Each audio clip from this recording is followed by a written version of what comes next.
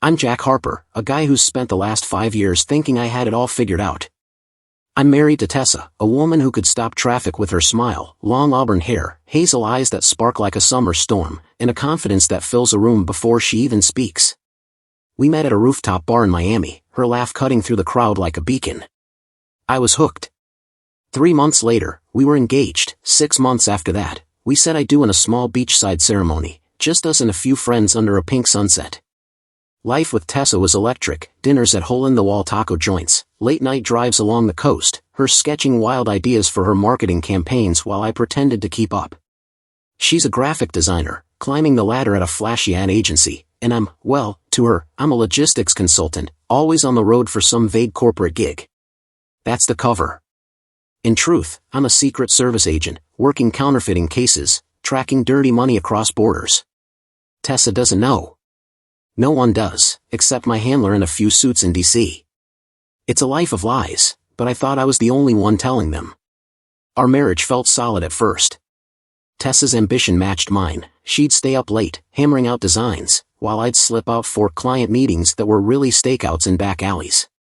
We'd reconnect over coffee in our sunny Tampa apartment, her teasing me about my boring spreadsheets while I dodged questions about my day. No kids yet, Tessa's firm on that, says she's not ready, wants to focus on her career. I was fine with it, our life was full enough. But about 6 months ago, things started to shift, like a fault line you don't notice until the ground shakes. Tessa got distant. She'd come home late, her phone glued to her hand, claiming her boss, Gavin, was piling on projects. He's a perfectionist, she'd say, rolling her eyes, but there was a spark in them I didn't recognize. Her stories got vague, meetings running over, client dinners, a new campaign that needed all her focus. I'd catch her smiling at texts she wouldn't show me, her laugh a little too bright when Gavin's name came up. My training kicked in: observe, analyze, don't jump to conclusions, but my gut, the one that's kept me alive on jobs from Bogota to Bangkok, was screaming trouble. It wasn't just her schedule. Tessa's always been a planner, her lies smooth as silk when she needs them to be. She'd cover late nights with stories so polished they sounded rehearsed, client drinks in Ybor City, a last-minute pitch meeting. I'd nod, keeping my face calm, but I'd noticed the details that didn't add up: lipstick smudged after a quick coffee run, a new perfume I didn't buy her, her eyes darting away when I asked about her day. I'm trained to spot deception, shift in posture, too quick smile, a pause that lasts a beat too long, but this was Tessa, my wife, not some smuggler I'm tailing. I didn't want to believe it. Still, the signs piled up, each one a crack in the life we'd built. I'd lie awake, her breathing soft beside me, wondering if I was paranoid or if the woman I loved was slipping away. My job taught me to trust evidence over emotion, so I decided to dig. I had to know, even if it broke me. And then, one night, the truth hit me like a bullet I didn't see coming. Tessa's late nights were eating at me, but I kept my cool, playing the clueless husband. Her excuses were airtight, too airtight. Last month, she dropped a new one, a big pitch in Chicago for her agency's top client. "It's a game changer, Jack," she said, tossing her auburn hair over her shoulder, her hazel eyes glinting with that confident charm. "Gavin's leading it, so I'll be tied up for a few days. You know how he is, work hard, play hard." Gavin. Her boss. Mid-40s, slick as an oil spill, with a grin that screamed he knew he was hot shit. I'd met him once at her agency's holiday party, his hand lingering too long on Tessa's back while she laughed off his genius ideas. I nodded, sipping my coffee, my face neutral. "Sounds intense. When's the trip?" "Next week," she said, already scrolling her phone, a smile flickering like she was texting someone else. "Thursday to Sunday. I'll call you when I can." My gut twisted, but I didn't push. I'd learned long ago, on jobs tailing cartel runners, that you don't spook the target. You watch, you wait, you strike when the evidence is ironclad. Thursday came, and Tessa left before dawn, her suitcase packed with outfits sharper than her usual work gear, heels, a sleek black dress, lingerie I'd never seen.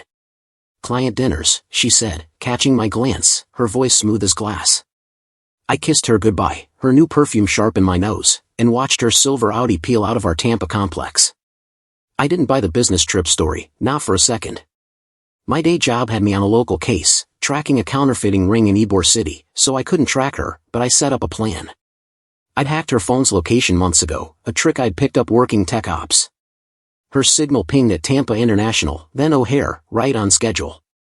But by Friday night, it was moving through downtown Chicago, nowhere near the conference hotel she'd named. Bars, restaurants, a swanky penthouse address, Gavin's turf, I bet. I clenched my jaw, forcing myself to stay calm. I needed proof, not just a blinking dot on a map. Then, Monday morning, the truth landed like a grenade. I was grabbing coffee at a gas station near my cover office, flipping through a magazine rack to kill time. There it was, some glossy lifestyle rag, Windy City Weekend splashed across the cover. A photo spread inside caught my eye, a charity gala in Chicago, all glitz and champagne. And there, in a candid shot, was Tessa, stunning in that black dress, laughing, her hand on Gavin's arm as he leaned in, his lips near her ear. The caption read, "Exec Gavin Reese and colleague Tessa Harper steal the show at the Lincoln Park Gala." Colleague, my ass. Her smile was radiant, the kind she used to save for me, and his hand rested low on her waist, possessive. My blood ran cold, then hot, my fingers crumpling the magazine's edge.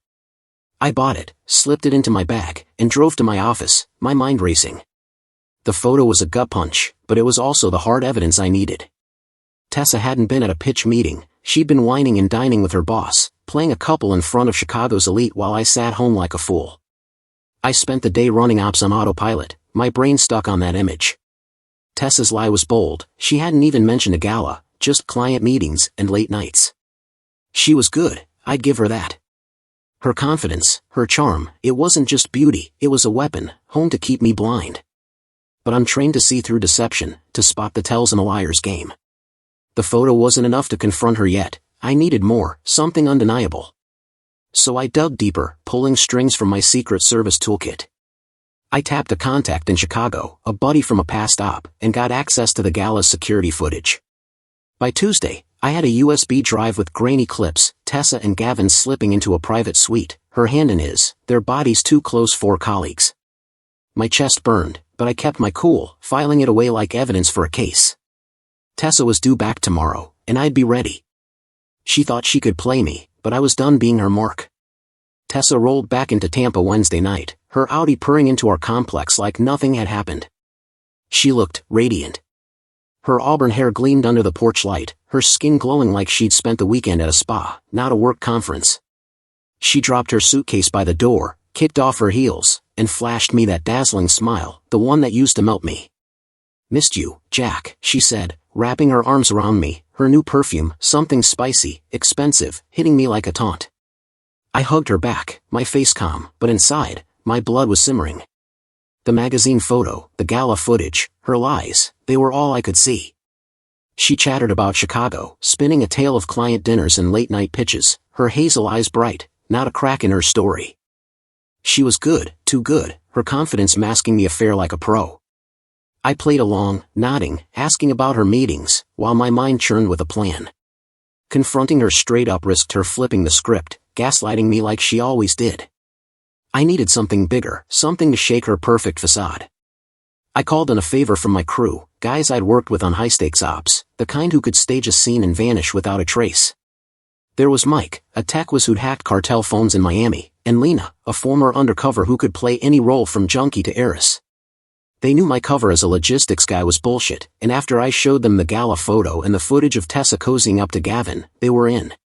"She's playing you dirty, Jack," Lena said, her voice sharp. "Let's rattle her cage." The plan was wild, a prank straight out of our playbook, but twisted to fit Tessa's world. It was risky, but I wanted to see Tessa's mask crack, to force the truth out without tipping my hand as an agent. Plus, I was pissed. She didn't get to waltz back looking like a queen while I swallowed her lies. We set it up for Friday night. I'd tracked Gavin's routine through a back door into his phone, another perk of my job. He and Tessa were meeting at a low-key bar in St. Petersburg, a spot they'd used before, thinking it was safe from prying eyes. Mike hacked their texts to confirm, "Meet me at the hideout, 9 p.m. "Can't stop thinking about you," Tessa had written. My stomach twisted, but I pushed it down. Lena and Mike posed as a couple at the bar, while I waited in a van nearby, wired to hear everything. At 9:15, Tessa and Gavin slipped into a corner booth, her hand brushing his, their laughs low and intimate. That's when we moved. Mike, dressed in a leather jacket and fake tats, stormed in with Lena, who rocked a punk vibe, ripped jeans, heavy eyeliner. They slid into the booth across from Tessa and Gavin, their faces hard. "You two owe us," Mike growled, sliding a burner phone across the table. $10,000 for the shipment you fucked up. Pay by midnight, or you're done." Tessa's face went white, her confidence evaporating. "What are you talking about?" she stammered, her voice high, eyes darting to Gavin. He was worse, sweating, his slick hair sticking to his forehead, his hands shaking as he tried to laugh it off. "This is a mistake, man, we're just bad people." Lena leaned in, her voice icy. "Don't play dumb, Reese. We know about your side hustle. You and your girl here thought you could skip out on our product?" She pulled a fake gun, just a prop, but it looked real enough, and Gavin yelped, nearly spilling his drink. Tessa grabbed his arm, her nails digging in, her cool facade gone. "I swear, we don't know anything about drugs," she cried, her eyes wild, scanning the bar for help. I watched it all through a hidden feed, my heart pounding, not with guilt, but with a grim satisfaction. Tessa, the master schemer, was unraveling, and Gavin was a mess, babbling about calling the cops. Mike snorted. "Cops won't help you. Pay up, or you'll wish you had." He tossed a duffel bag on the table. "Midnight. Pier 60. Don't be late." They left Tessa and Gavin shaking, the bar's dim light catching the panic in her eyes. I tailed them as they stumbled out, Tessa clutching Gavin's arm, hissing, "What the hell was that? Do you owe someone money?" Gavin was hysterical, his voice cracking. "I don't know, Tess. Maybe it's your husband, he's got connections, right?" That hit me like a stray bullet. Tessa froze, her face paling further. "Jack? No, he wouldn't." But her voice wavered, like she was wondering what I was capable of. I smirked in the van. She had no idea. The prank had done its job, shaken her, exposed her fear, but I wasn't done. I needed her to confess, to admit the affair, and this was just the start. As they drove off, Tessa's phone pinged with a new text from Gavin, "We need to cool it. This is too much." My gut twisted again, but I stayed focused. The confrontation was coming, and I'd be ready when it did. The prank had Tessa and Gavin rattled, and I watched it unfold from the van, my pulse steady but my heart a wreck. Seeing Tessa's cool facade crack, her hazel eyes wide with panic, her confident strut reduced to a nervous shuffle, was a grim kind of victory. But it didn't feel good. Not really, I was unraveling. Tessa, my wife, the woman I'd sworn to love under that Miami sunset, was cheating with her smarmy boss, and the proof was undeniable. The gala photo, the security footage, their stolen glances at the bar, it all burned into me, a mix of shock, rage, and something heavier, grief. I'd spent years dodging bullets and lies in my job, but this betrayal hit harder than any op gone wrong. I drove home, the Tampa skyline blurring past, my mind replaying every moment I'd missed, the late nights, her new perfume, that smile she saved for Gavin. How had I been so blind? The prank wasn't done. Mike and Lena were still in play, pushing the fake drug deal to see how far Tessa and Gavin would crack. My phone buzzed, a text from Mike, "They're at Pier 60. Gavin's losing it, blaming her." Showtime. At Pier 60, the night air was thick with salt and tension. Mike and Lena had set the stage, dim lights, a deserted stretch of beach, the perfect spot for a deal to go south. I parked a block away, wired to their comms, watching through a scope. Tessa and Gavin stood by a bench, her arms crossed, his face red and sweaty. "This is your fault," Gavin hissed, his voice cracking over the feed. "You said no one would know.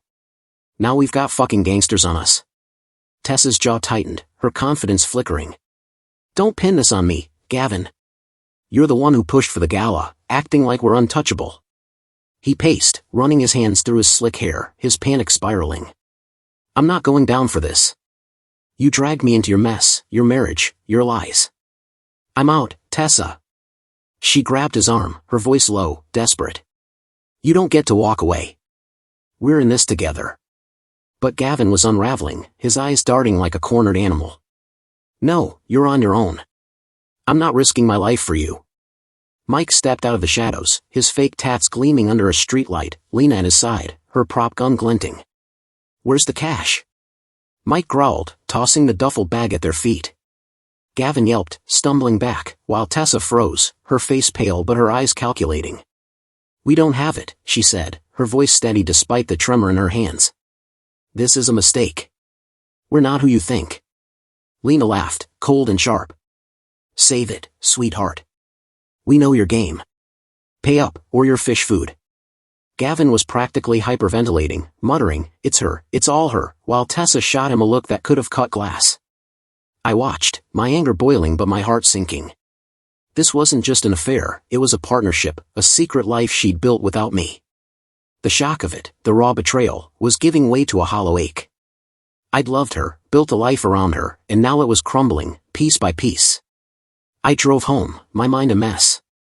The prank had exposed their guilt, but it also laid bare how far Tessa had gone, scheming, lying, maybe even dragging Gavin into something bigger.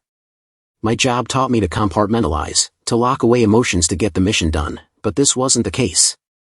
This was my marriage, my life, and the pain was like a slow bleed. I thought of our early days, her sketching on the beach, my cover stories about logistics, the way we'd laugh over bad takeout. Now, every memory felt tainted, like evidence I'd misread.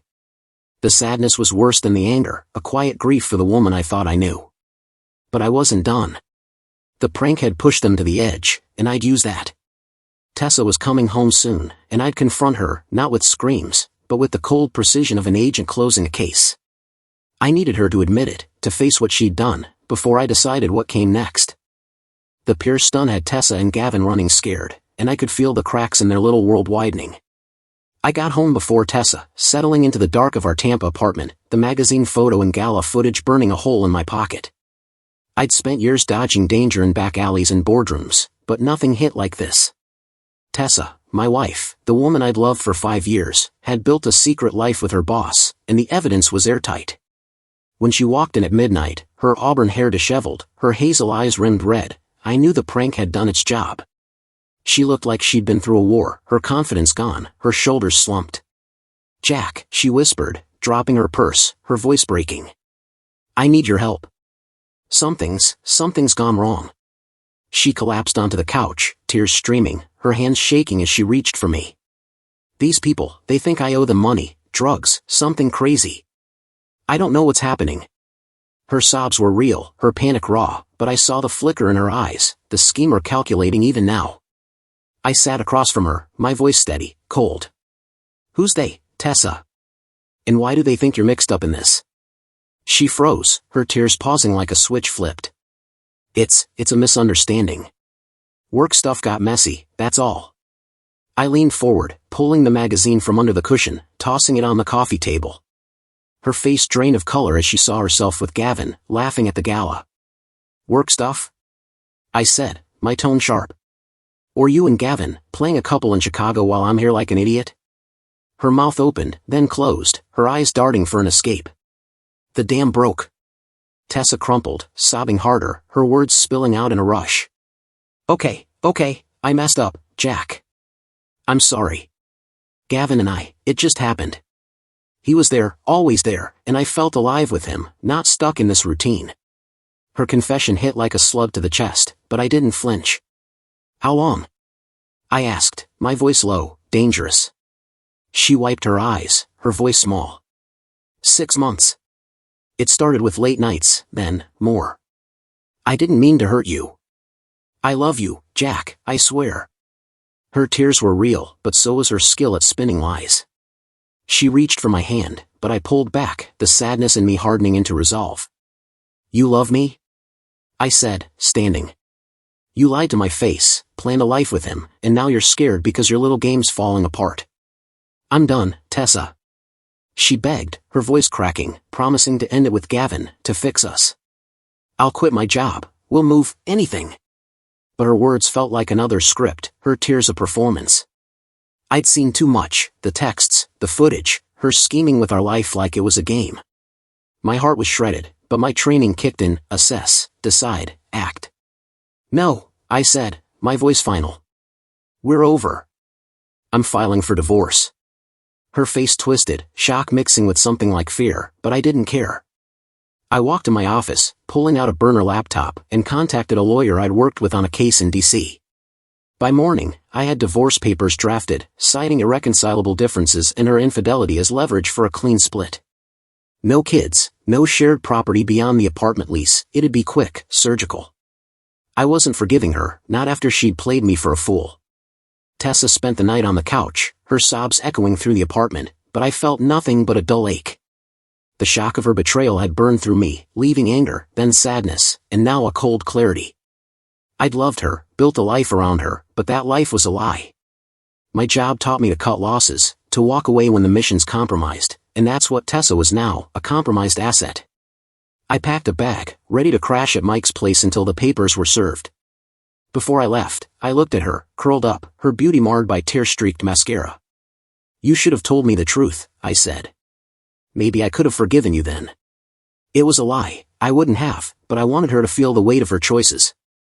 I walked out, the door clicking shut on 5 years of us, my heart heavy but my path clear. Divorce was the only way forward, and I'd make sure it was final. The divorce papers were filed, and I'd moved into Mike's spare room in St. Petersburg, a cramped setup that smelled faintly of his gym socks but gave me space to breathe. My work kept me busy, tracking a new counterfeiting lead in Ybor City, but Tessa's betrayal clung to me like damp salt air. The shock had dulled, replaced by a heavy sadness, like I was mourning someone who wasn't dead. I'd loved her, her auburn hair catching the sun, her laugh filling our Tampa apartment, but that Tessa was gone, buried under her lies and Gavin's touch. I kept my calm, my training holding me together, but every night, the ache crept in, memories of our beachside vows twisting like a knife. Then Tessa came back, her scheming mind spinning a new play to pull me in, and I wasn't ready for how hard it'd hit. It was a muggy Thursday evening, a week after I'd walked out. I was grabbing takeout at a taco stand when Tessa's silver Audi pulled up, her hazel eyes locking on me through the window. She stepped out, stunning in a fitted red dress that hugged her curves, her confidence dialed up like a weapon. "Jack, can we talk?" she said, her voice soft, almost broken, but her posture screamed control. I nodded, wary, and we sat at a picnic table, the neon glow of the stand buzzing above us. She leaned in, her perfume, spicy, deliberate, hitting me like a memory. "I messed up," she said, her eyes glistening, tears too perfect to trust. "I ended it with Gavin. I want us back, Jack. I want to start a family with you." Her hand slid over mine, warm and slow, her touch stirring something I hated myself for feeling. She leaned closer, her lips brushing my ear, whispering, "I've missed you, missed us. Let me show you." Her fingers traced my arm, suggestive, pulling me toward the heat we'd always had. My body reacted, 5 years of her touch doesn't vanish overnight, but my mind screamed trap. Tessa, wanting kids? She'd shoot down the idea every time, her career always first. This was a play, her schemer's mind working overtime to keep me hooked. I pulled back, my voice cold. "You think a baby fixes this? You lied for months, Tessa. I've got the footage, Chicago, the gala, you and Gavin sneaking off. Don't play me." Her face flickered, panicked under the polish, but she doubled down, tears falling. "I was stupid, Jack, lost in his charm, but it's over. I want you, our future." I stood, shaking my head. "You're good, Tess, but I'm not buying it. The divorce is moving forward."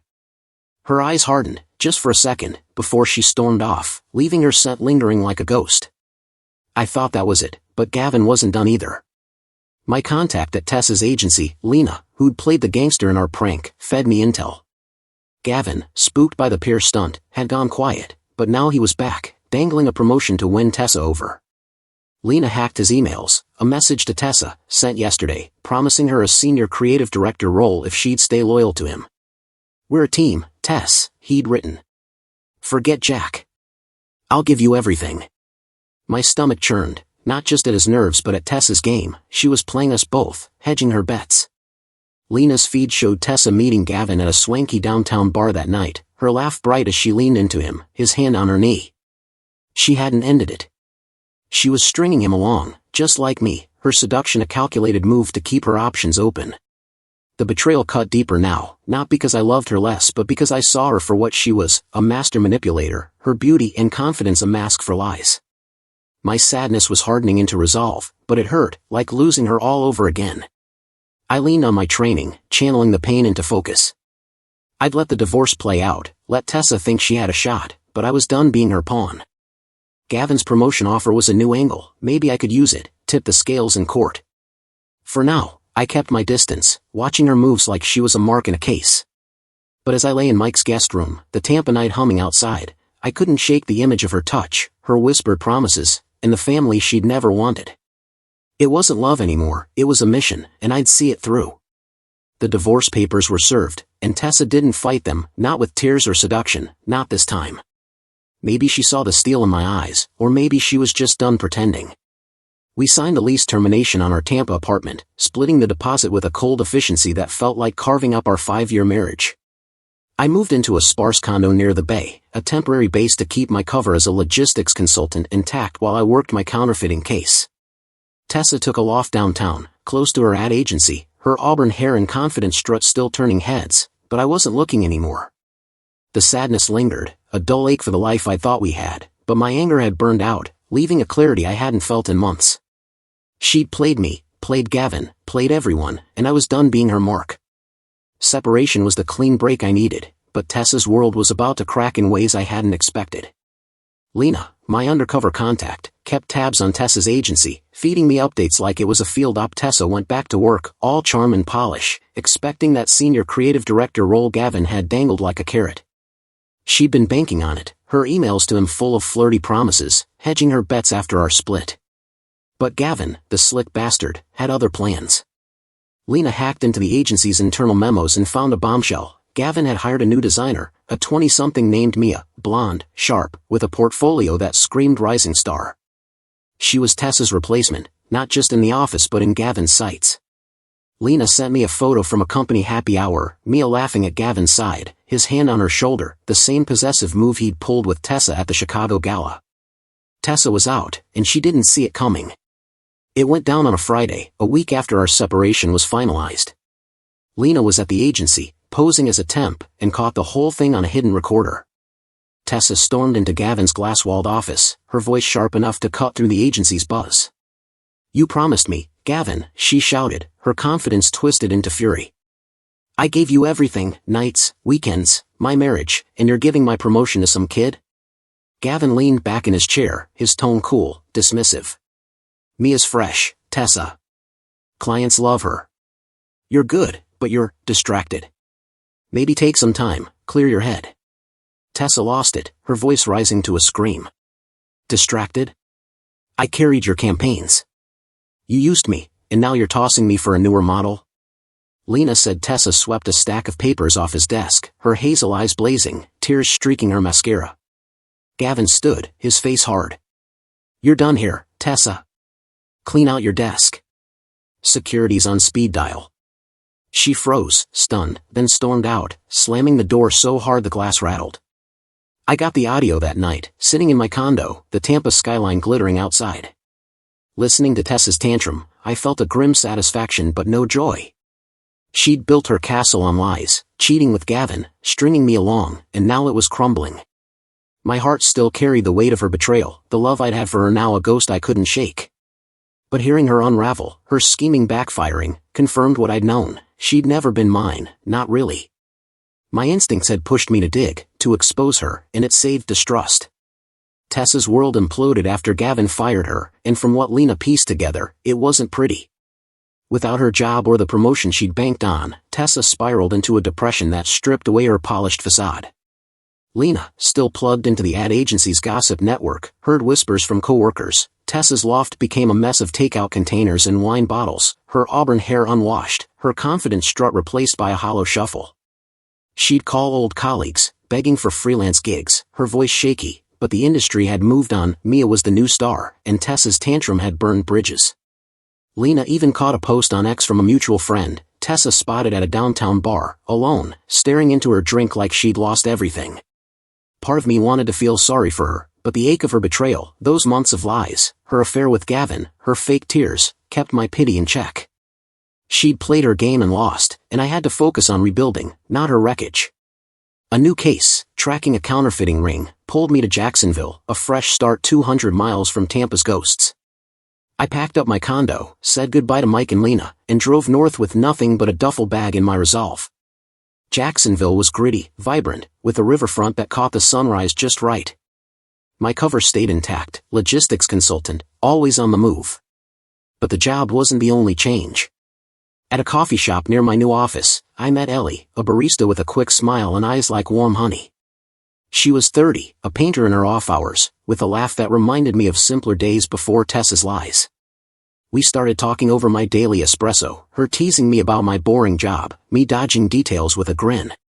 One night, after a long shift, she invited me to her art show, a small gallery, her canvases bursting with color. We grabbed drinks after, and her hand brushed mine, no agenda, just genuine. I wasn't ready to jump in, my heart was still bruised, but Ellie's warmth was a spark, a hint of something new. Reflecting on it all, Tessa's betrayal taught me hard lessons. Trust is a fragile thing, like a wiretap you don't know is alive until it's too late. I'd missed the signs, her late nights, her polished excuses, because I'd wanted to believe in us. But it also cost me, keeping me locked in a life of secrets, even from the woman I'd loved. Tessa's fall, losing her job, her lover, her spark, was her own doing, but I didn't gloat. It just made me sad, a reminder of what we'd lost. Ellie, though, was a glimpse of something else, a chance to build something honest, if I could let myself trust again. My advice to anyone in my shoes? Don't ignore the cracks, those small eyes, the dodged glances, they're the first signs of collapse. Dig for the truth, even when it hurts, but don't let anger blind you. Lean on the people who show up, like Mike and Lena, and keep moving forward, one step at a time. For me, that's Jacksonville's sunrise, Ellie's laugh, and the open road ahead. I'm not whole yet, but I'm getting there, and that's enough for now.